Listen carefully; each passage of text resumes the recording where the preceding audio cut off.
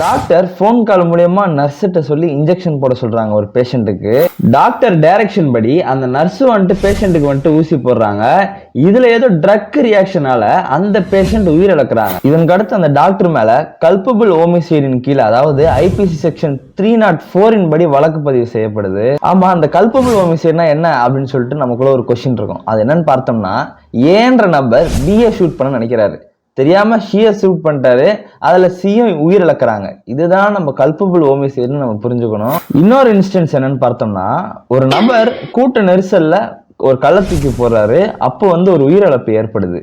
இதையும் நம்ம கல்பபிள் ஹோமிசைட்ல எடுத்துக்கலாம். அது எப்படி அப்படின்னு பார்த்தோம்னா, நம்ம ஒரு செயல் செய்யறோம், அந்த செயல் செய்தா ஒரு உயிரிழப்பு ஏற்படும் தெரிஞ்சு அந்த செயல் செய்யறோம், அப்போ ஒரு உயிரிழப்பு நடக்குது. இதை நம்ம கல்பபிள் ஹோமிசைட்ல எடுத்துக்கலாம். இதற்கு அடுத்து அந்த டாக்டர், அதாவது கல்பபிள் ஹோமிசைடின் கீழே வழக்கு பதிவு செய்யப்பட்டுச்சு பாத்தீங்களா, ஐபிசி 304.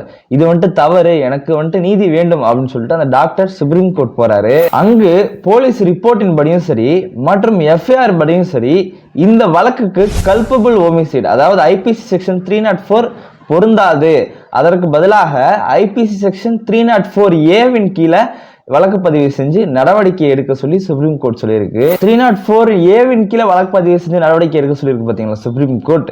இதற்கு அதிகபட்ச தண்டனை என்ன அப்படின்னு பார்த்தோம்னா, அதிகபட்ச தண்டனை 2 ஆண்டுகள் வரை சிறை தண்டனை, அப்படி இல்லைன்னா அபராதம், அப்படி இல்லைன்னா இரண்டுமே சேர்த்து கூட தண்டனையாக கொடுக்க முடியும். ஆனா பதியப்பட்டுச்சு பாத்தீங்களா கல்பபிள் ஹோமிசைடு, அதற்கு நம்ம தண்டனை என்ன கொடுக்க வாய்ப்பு இருக்கா, அதிகபட்ச தண்டனை அப்படின்னு பார்த்தோம்னா 10 ஆண்டுகள் வரை சிறை தண்டனை, அப்படி இல்லை என்றால் சில வழக்குகளுக்கு ஆயுள் தண்டனை கூட கொடுக்க கூட வாய்ப்பு இருக்கு.